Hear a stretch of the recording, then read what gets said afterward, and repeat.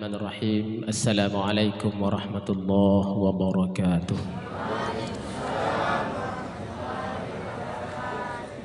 Alhamdulillah, salatu wassalamu ala rasulillah wa ala alihi wa ashabihi wa man tabi'ah, amma ba'd.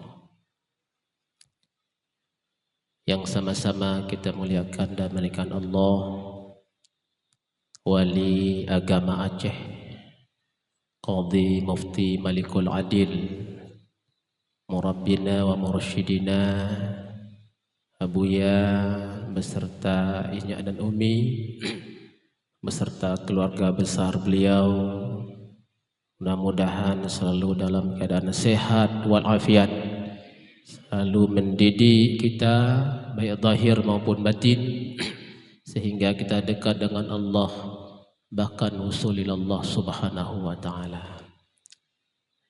Kita muliakan bersama Abun yang telah berhadir, insyaAllah sebentar lagi akan berikan tausiah kepada kita dan kepada guru-guru, para wali-wali Nanggro, pimpinan pesantren, Pak Camat atau mewakili seluruhnya anggota dewan. Ya, kami tumpangkan juga kepada panitia tadi tanpa mengurangi rasa ta'zim kami untuk menghemat waktu. Baiklah, pada kesempatan ini kami ditugaskan untuk sedikit mensyarahkan. Sebenarnya kita tidak mampu mensyarahkan apa yang sudah ditulis oleh Abuya, karena ini sami'na wa ta'na kepada wali kita, maka kami sedikit mencoba mensyarahkan. Dan juga Buya Mahabbah serta Umi yang juga kami muliakan, mudah-mudahan selalu dalam kesehat walafiat, dimudahkan perjuangannya dan selalu istiqomah di dalam mendidik kita, dalam memperjuangkan tauhid tasawuf yang diperjuangkan oleh Buya ini.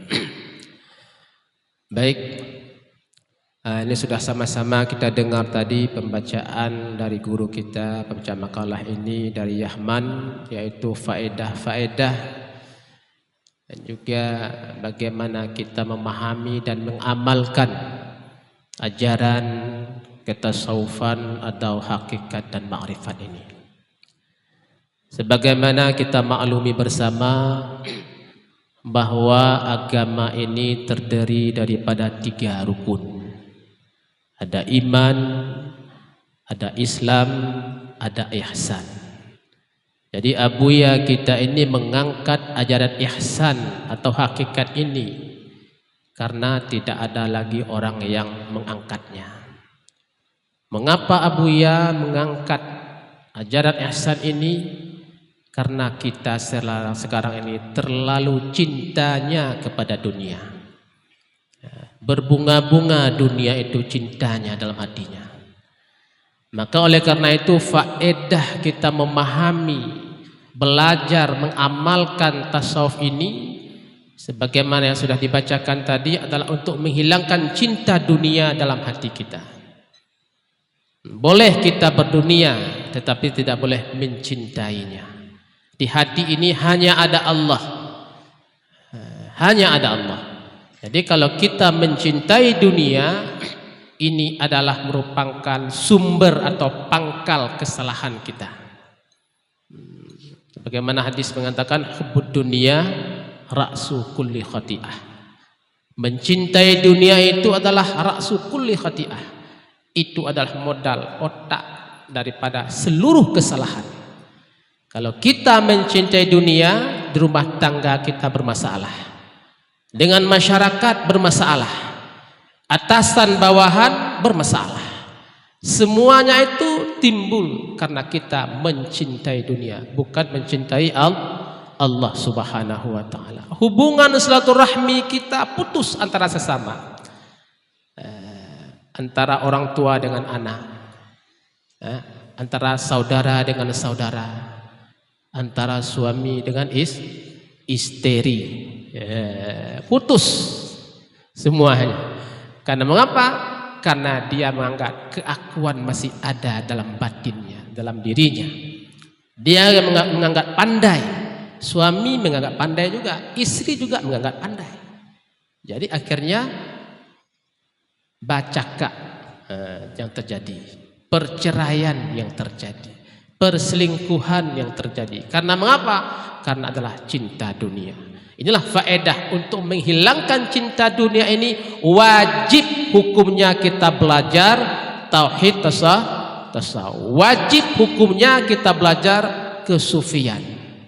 Hakikat dan ma'rifah ini fardhu in kita belajar. Karena ruh daripada seluruh ilmu, apakah itu iman, apakah itu Islam, itu ruhnya adalah ihsan ataupun tasawuf dan kesufian. Makanya Abuya sebagai wali agama sekarang ini mencanangkan atau menggembar-gemburkan bagaimana kita harus wajib memahami, mengamalkan, mengajarkan ajaran kesufian ini. Kemudian yang kedua faedahnya adalah untuk bagaimana nafsu-nafsu kita ini menjadi nafsu mutmainnah paling kurang. Karena maudhu'nya yang dibicarakan mengenai sufian ini adalah mengenai nafsu. Kita tahu bahwa nafsu itu ada 7 tingkatan. Ada nafsu ammarah, ada nafsu lawamah, ada nafsu mulhamah, ada nafsu mutmainnah, ada radiyah, mardiyah, kamilah. Jadi yang dipanggil oleh Allah sebagai hambanya itu adalah nafsu mutmainnah. Ya ayyatuhan nafsul mutmainnah irji'i ila rabbiki radiyatan mardiyah fadkhuli fi ibadi wadkhuli jannati. Rupanya yang dipanggil oleh Allah sebagai hambanya, Allah mengaku sebagai hamba yaitu bagi orang yang sudah bernafsu mutmainnah. Bagaimana untuk mendapatkan nafsu mutmainnah? Inilah dengan ajaran hakikat, dengan ajaran kesufian. Tanpa ada belajar kita kesufian, tidak akan mendapatkan nafsu kita menjadi nafsu yang tenang. Makanya ala bidzikrillah tatmainnul qulub. Harus kita berzikir sebanyak-banyaknya supaya hati kita tenang dengan ratib seribe sebagaimana Abuya yang sudah mengangkat ratib seribe ini. Hadirin sidang jamaah rahmati Allah Subhanahu wa taala. Kemudian yang ketiga, ini tertuju kepada kita semua, baik itu orang alim, orang jahil, orang taat, orang maksiat, pejabat, rakyat biasa. Karena mengapa? Karena kalau kita menyandarkan urusan kita kepada Allah, makanya seluruh permasalahan itu bisa kita hadapi. Kalau itu kita sandarkan kepada selain Allah, kepada atasan, kepada orang yang punya jabatan, orang yang punya duit, banyak kepiang, nah, itu Tuhan kita tu. Inyo punya jabatan, itu anggap itu Tuhan kita. Ini permasalahan yang kita hadapi sekarang. Dia tidak melihat siapa yang menciptakan orang yang kaya tersebut. Siapa yang berikan rezeki, dia tidak nampak itu semua. Jadi kalau sudah nampak itu dari Allah Subhanahu wa taala, maka hidupnya akan rukun dan damai.